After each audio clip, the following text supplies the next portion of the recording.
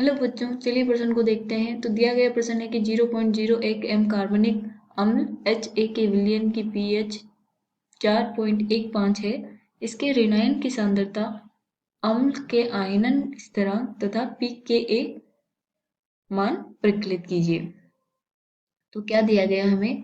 कार्बनिक अम्ल की सांद्रता दे रखी है और विलयन की क्या दे रखी है? pH। अब हमें निकालना क्या है? ऋणायन की सांद्रता निकालनी है, अम्ल का आयनन स्थिरांक तथा pKa का मान परिकलित करना है। तो सबसे पहले हम लिखेंगे मुख्य अवधारणा। वो क्या होगी? विलयन की pH तथा अभिक्रिया का आयनन स्थिरांक तथा आयनन स्थिरांक क्या होता है? pKa। आयनन स्थिरांक क्या होगा? Ka और तथा pKa। तो हमें पता होना चाहिए किसी भी विलयन की pH होती क्या है और उसे किस तरह के सूत्र से प्रदर्शित किया जाता है, और अभिक्रिया का आयनन स्थिरांक भी पता होना चाहिए, और pKa और Ka में क्या संबंध है उसका भी हमें पता होना चाहिए। तो चलिए क्वेश्चन देखते हैं। तो हमारा दिया गया क्वेश्चन क्या है कि एक कार्बनिक अम्ल है HA, वो क्या करेगा? वियोजित होके क्या बनेगा? H plus A minus. अब इसकी जो सांद्रता है वो दे रखी है 0.01, यानी कि C दे रखा है। तो हम अगर कोई भी सामान्य अभिक्रिया लिखते हैं तो क्या लिखते हैं कि अगर इसकी सांद्रता 0.01 है तो माइनस 0.01 अल्फा। अल्फा वियोजन की मात्रा हो जाएगी, वियोजित की मात्रा। तो इसके क्या बनेंगे? C alpha. सी अल्फा, सी हमारे पास सांद्रता दे रखी है, तो 0.01 अल्फा, 0.01 अल्फा बनेगा। ठीक है। अब हमें निकालनी है ऋणायन की सांद्रता। तो ऋणायन कौन सा है? ए। इसकी सांद्रता क्या है? 0.01 अल्फा। अब अल्फा कहाँ से आएगा हमारे पास? तो इसने दे रखा है कि pH का मान 4.15 है। pH दे रखा है 4.15। तो pH का मतलब क्या होता है? माइनस log 10 आधार पर H प्लस की सांद्रता।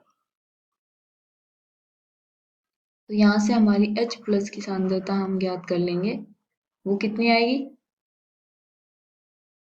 7.08 गुणा 10 की घात। H प्लस की सांद्रता क्या आएगी? 7.08 गुणा 10 की घात माइनस 5। तो अब हमें पता है कि H प्लस की सांद्रता बराबर है A माइनस की सांद्रता के, मतलब ऋणायन की सांद्रता। तो जो हमारा पहला पूछा गया ऋणायन की सांद्रता, वो कितनी हो जाएगी?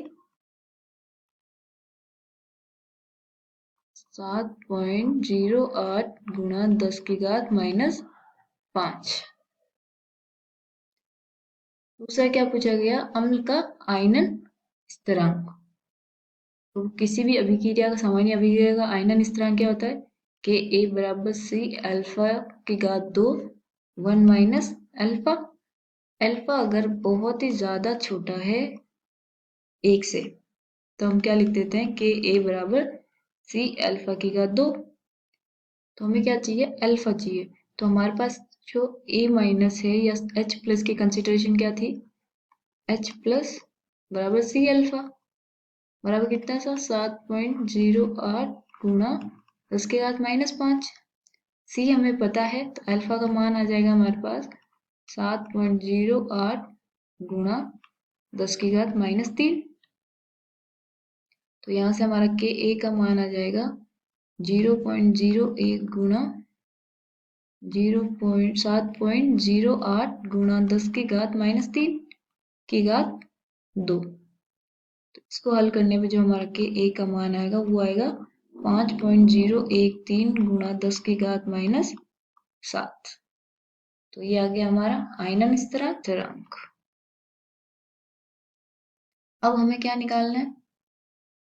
पी के ए। पी के ए क्या होता है? तो पी के ए और के ए में क्या संबंध होता है? पी के ए बराबर होता है माइनस log 10 के आधार पर के ए। तो हमने के ए का मान निकाल रखा है, log 10 5.013 गुणा 10 की घात माइनस 7। इसको हल करने पे जो हमारा पी के ए आएगा वो कितना आएगा? 6.3। आशा करती हूँ आपको समझ में आया होगा। धन्यवाद।